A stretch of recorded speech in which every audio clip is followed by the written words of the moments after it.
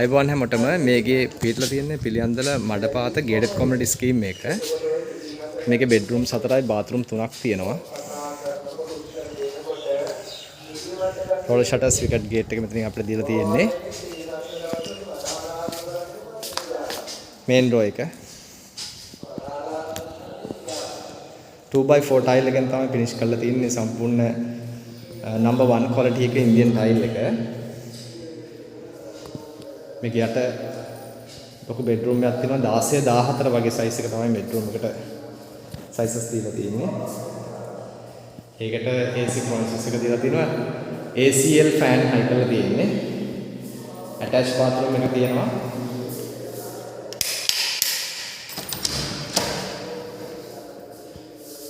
රොසෙල් bath වලින් තමයි සම්පූර්ණ සමන්විත තියෙන්නේ.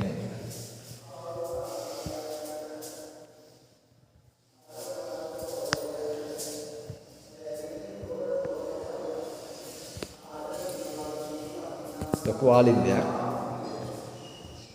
සම්පූර්ණ දොර ජනෙල් ඔක්කොම කොස් ලියෙන් තමයි නිමවලා තියෙන්නේ. අත්තල ස්ටීල්. මෙතන මෙතන ඩයිනින් රූම් එක. ඒකට හොඳ ලොකු ස්පේස් එකක් තියෙනවා. මෙතන පැන්ට් කබඩ්ස් ඒරියා එක ඒක අපිට අවශ්‍ය නම් ඇලුමිනියම් වලින් හරි වුඩ් වලින් හරි අවශ්‍යයෙන් කරලා දෙන්න පුළුවන්. ඒක ක්ලයන්ට්ගේ රික්වයර්මන්ට් එක අනුව අපිට කරලා දෙන්න පුළුවන්. එලියන් වෙට් කිචන් එකක් තියෙනවා. මෙතන උඩින් වහලයක් වගේ මෙහාට වදිනවා. මේ පැත්තෙන් ඉස්සරහට යන්න පුළුවන්.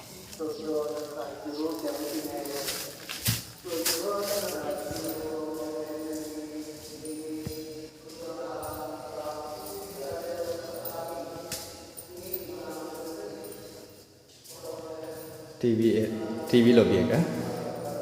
හැම එකටම බෙල්කට් තියෙනවා බෙඩ්රූම්ස් වලට. මේ ලොබි එකනොත් බල්කනිස් දීලා තියෙනවා. මේකේ බෙඩ්රූම්ස් 3ක් තියෙනවා මේකේ. මෙතන බෙඩ්රූම් එකයි. මෙතන කොමන් බාත්රූම් එක. මෙතනත් බෙඩ්රූම් එකක් තියෙනවා. ආයේ මේ පැත්තේ මාස්ටර් බෙඩ්රූම් හා සමානම ඊට කඩකින් ඉවත් මෙතනත් බෙඩ්රූම්ස් එකක් තියෙනවා.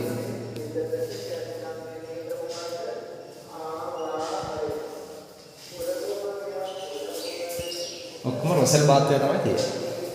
මේ පව ඔක්කොම කොස් ලියෙන් තමයි හරි ගැසලා තියෙන්නේ ඔක්කොම.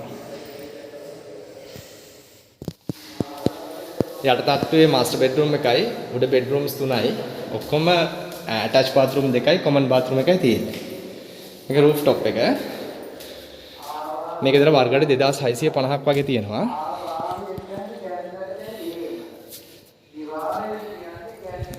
හොඳ ලස්සන ලොකේෂන් එකක්. රූෆ් টොප් එකට ගත්ත පර්චේස් 3ක විතර ඉඩ ප්‍රමාණයක් තියෙනවා රූෆ් টොප් එකට. තාම ඉදි කරගෙන යන නිවස තව කොහොමත් සුමාන දෙයක් වගේ ඇතුළත වැඩි ඉවර කරලා දෙන්න පුළුවන්. මේ හරින් පේන්නේ බොල්ගොඩ ලේක් එක. ඒක ගේටඩ් කොමියුනිටි ස්කීම් එකක්. හොඳ නේබර්හුඩ් එකක් ඉන්නවා. මේ පැත්තෙන් පේන ලොකු පොල් ඉඩමක්. පිළියන්දල මඩපාත සාමාන්‍ය කිලෝමීටර් 4ක් වගේ දින උඩරම පිළියන්දලට. කැස්බෑට කිලෝමීටර් 4ක් වගේ තියෙනවා.